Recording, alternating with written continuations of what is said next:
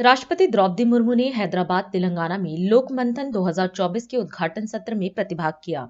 इस दौरान अपने संबोधन में उन्होंने इस आयोजन के लिए सभी हितधारकों की सराहना की और इसे भारत की समृद्धि, संस्कृति, परंपराओं और विरासत में एकता के सूत्र को मजबूत करने का एक सराहनीय प्रयास बताया। राष्ट्रपति ने नागरिकों से भारत की सांस्कृतिक और बौद्धिक विरासत को समझने और हमारी अमूल्य परंपराओं को मजबूत करने की अपील की। लोकमंथन का उद्घाटन करके मुझे बहुत प्रसन्नता हो रही है। मैं वर्ष 2018 में रांची में आयोजित लोकमंथन कार्यक्रम में शामिल हुई थी।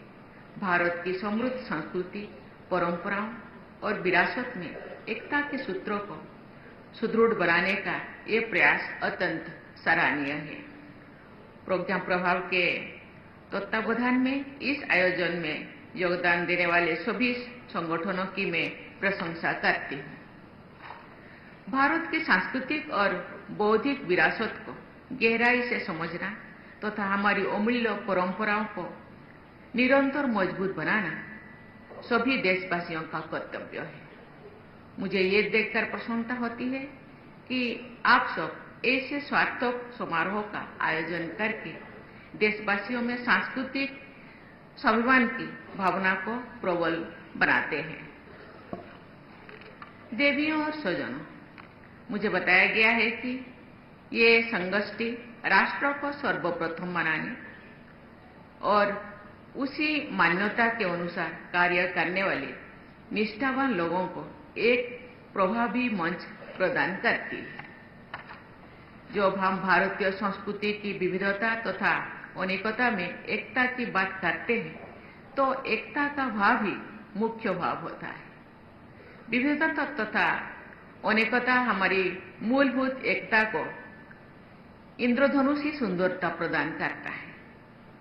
हम चाहे वनवासी हो, ग्रामवासी हो या नगरवासी हो, सबसे पहले हम सभी भारतवासी। इस राष्ट्रीय एकता की भावना ने हमें सभी चुनौतियों के बावजूद एक सूत्र में जोड़कर रखा है। हमारे समाज को हर तरह से बांटने के और कमजोर करने का प्रयास सदियों से किए गए। हमारी सहज एकता को खंडित करने के लिए कृत्रिम भेदभाव पैदा किए गए हैं, लेकिन भारतीयता की भावना से अतप्रत देशवासियों ने राष्ट्रीय एकता की मशाल जलाए रखे हैं। हमारी मध्यकालीन संतों कवियों से लेकर ब्रिटिश हुकूमत के विरुद्ध स्वाधीनता संग्राम के दौरान उत्तर से दक्षिण तक और पूर्व से पश्चिम तक भारत को राष्ट्रीयता की भावना से जोड़ने वाले महाकवियों ने प्राचीन काल से चली आ रही भारत की भावनात्मक एकता को बजाय रखा और उसे आगे बढ़ाया। मुझे ये जानकर प्रसन्नता हुई है कि लोकमंथन के कार्यक्रम में पूर्ण श्लोकों लोकमाता अहिल्याबाई होलकर और रानी रुद्रम देवी जैसी महान वीरांगनाओं के जीवन चरित्र पर आधारित नाटकों का मंचन किया जाएगा। ये हमारे देश की शौर्य परंपरा और नारी शक्ति को सम्मान प्रदान करने की हमारी सोच से देशवासियों को, विशेषकर युवाओं को प्रेरित करने का सराहनीय प्रयास है। ये भी खुशी की बात है कि इस आयोजन में दूसरी देशों के कलाकारों द्वारा भी सांस्कृतिक प्रस्तुतियां की जाएगी। मुझे बताया गया है कि इन प्रस्तुतियों की कथा वस्तु विदेशों में प्रचलित सूर्यदेव की उपासना और रामायण की कथा पर आधारित है। ये प्राचीन काल से चली आ रही भारत के सांस्कृतिक प्रभाव का प्रमाण है। प्राचीन काल से ही भारतीय विचारधारा का प्रभाव विश्व में दूर दूर तक फैला हुआ है। ये प्रभाव आज भी उन देशों की धार्मिक और सांस्कृतिक परंपराओं में देखा जाता है। भारतीय संस्कृति इस विशाल प्रभाव क्षेत्र को कुछ लोग इंडोस्फीयर का नाम देते हैं।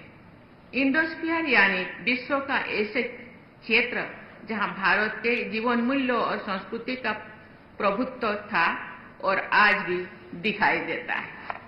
भारत के धार्मिक मान्यताएं, कला, संगीत, प्रौद्योगिकी, चिकित्सा पद्धति, भाषा और साहित्य दुनिया भर में सराहा जाते हैं।